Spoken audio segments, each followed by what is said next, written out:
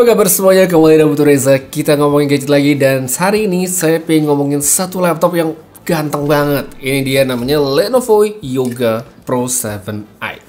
Ya, saya adalah laptop baru dari Lenovo yang udah bisa dibeli di Indonesia. Jadi untuk review kali ini, saya laptopnya tuh ditawarin sama Lenovo untuk nyobain produk mereka, dan saya tertarik banget karena ngelihat tampilan sama spek saya tuh oke banget. Dia tuh nggak cuma good looking doang ya laptopnya, tapi ternyata punya performa yang bisa banget diandelin untuk macam-macam hal gitu ya, mau ada kerjaan kantoran, bikin konten, sampai main game, itu ternyata oke semua di sini. Ini dia tampilan dari laptopnya yang saya bisa bilang Lenovo Yoga banget.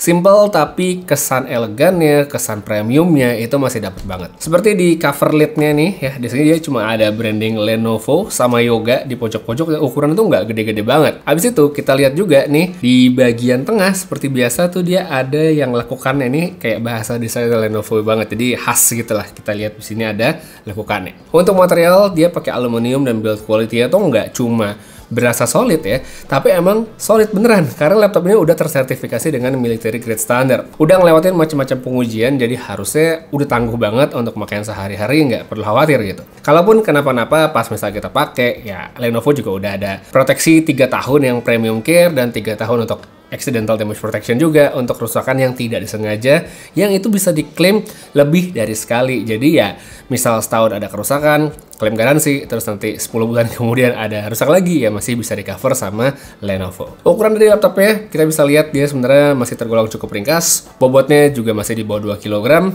kalau kita gabungin sama chargernya. Sedangkan untuk unitnya sendiri dia cuma sekitar 1,5 kilo aja. Laptopnya juga cukup tipis, jadi nggak susah buat masuk ke tas ya, masuk backpack yang normal nggak ada masalah. Dan tipis-tipis begini, Lenovo ternyata masih cukup royal dalam ngasih port ya, karena seperti yang bisa dilihat di sini dia ada full size HDMI ya, didampingin dengan 2 port USB-C, yang mana salah satunya sudah Thunderbolt 4. Sedangkan di sisi sebaliknya dia tuh masih ngasih port USB-A, ada audio combo jack, ada tombol shutter untuk kamera, dan juga tombol power atau e-shutter lah. E-shutter sendiri buat yang mungkin belum tahu ya, ini adalah semacam tombol untuk security yang kontrol webcamnya aktif atau enggak. Jadi kalau misal lagi nggak dipakai ya bisa dimatiin supaya ngejamin nggak ada yang pakai kamera ini selain kita sendiri. Di bagian hinge dia juga udah oke banget ya. Kita bisa ngebuka dengan lancar, pakai satu tangan aja nggak masalah. Bahkan dia tuh bisa dibuka sampai 180 derajat. Jadi kalau dari tampilan dan presentasi produknya,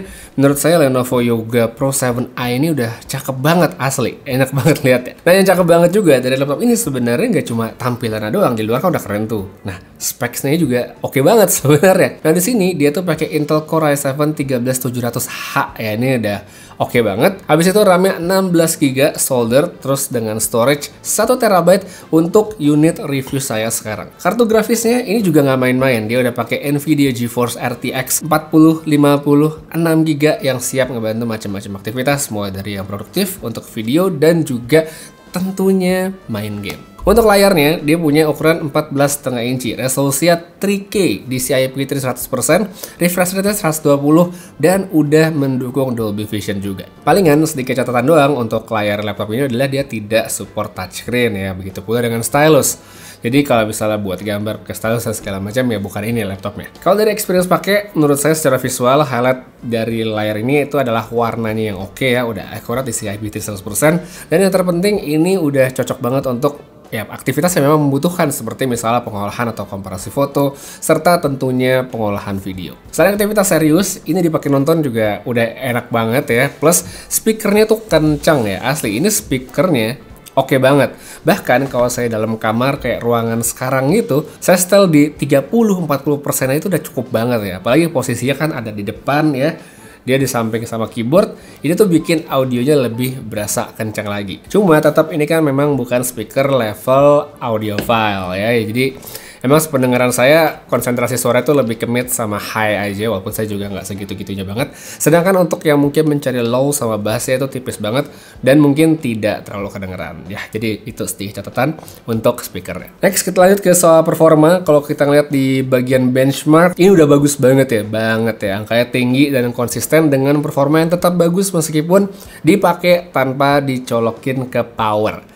Seperti saya coba lewat Cinebench, angkanya mantap banget. Ini mungkin sebenarnya udah bisa jadi gambaran ya kalau secara performa sebenarnya laptop ini udah bisa banget diandelin. Habis itu setelah lebih lama dipakai, saya juga ngerasain kalau ini emang oke banget karena berbagai macam tugas yang saya lakukan sehari-hari itu bisa dengan gampang banget dikerjain di sini. Habis itu masih soal kenyamanan, keyboard di laptop ini juga enak banget ya, saya suka banget jarak tombolnya pas dan key travelnya juga berasa enak, enteng, clicky, dan tentunya nyaman untuk dipakai ngetik lama-lama. Touchpadnya gede ya, center to spacebar bisa dilihat, responsifnya juga oke, dan cukup banget sebenarnya untuk ngegantiin mouse pada kebutuhan yang emang tidak terlalu advance. Kemudian setelah tadi kita ngeliat benchmark dan juga ya mungkin ini emang udah oke banget untuk aktivitas yang standar, kita akan lanjut ngomongin tentang bagaimana performanya ketika dipakai pada aktivitas yang mungkin lebih ke arah pemakaian saya sendiri sebagai mungkin content creator untuk bikin konten, yaitu dalam konteksnya ngedit video. Dalam beban kerja seperti ini, ternyata prosesor yang dipakai emang udah mampu banget untuk ngejalanin semua dan sangat lancar. Mulai dari scrubbing sampai render itu lancar banget semuanya, nggak ada masalah. Mau pakai CapCut, mau pakai Premiere Pro, mau pakai DaVinci juga mestinya nggak ada masalah sama sekali. Habis itu selain buat kerja, laptop ini juga ternyata mantep untuk dipakai main game. Padahal dia bukan laptop gaming ya, karena kan lini gamingnya Lenovo itu adalah di Legend gitu, bukan di Yoga.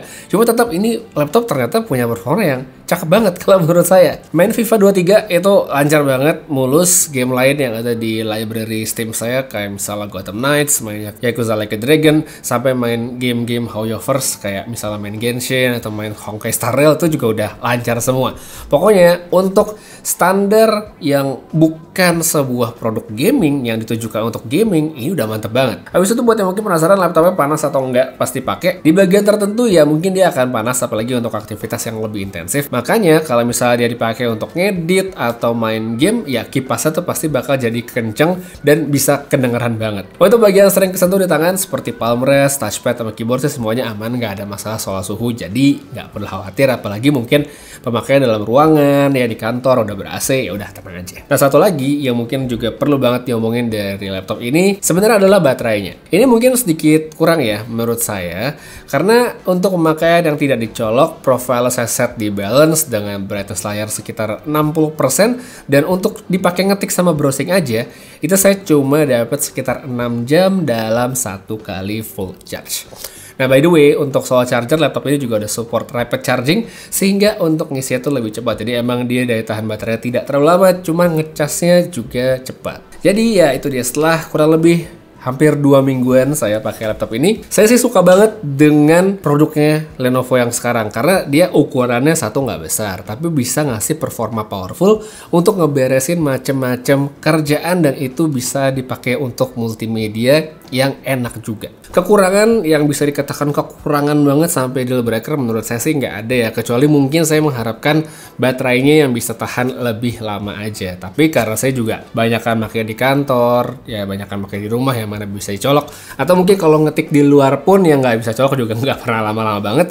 Jadi menurut saya masih oke lah, masih bisa diterima. Tetap menurut saya ini a very well done product dari Lenovo, dan pasti recommended buat yang lagi mencari laptop bagus dengan harga 20 jutaan, yang menurut saya sih ini bisa menjadi pilihan yang buat sebagian orang ya lebih masuk akal dibandingkan membeli tablet premium dengan harga yang sama ya. Tapi ya itu mungkin sebagai orang, sebagian lagi tidak. Jadi buat yang pengen cari tahu lebih lanjut, pengen beli juga tentang laptop barunya Lenovo ini, saya taruh aja linknya pada kolom deskripsi di bawah. Untuk sekarang, kayak segitu aja dulu review singkat tentang the new Lenovo Yoga Pro 7i. Makasih banyak nonton sampai habis. Putri saya pamit, sampai ketemu lagi di video berikutnya. Dan seperti biasa, have a nice day.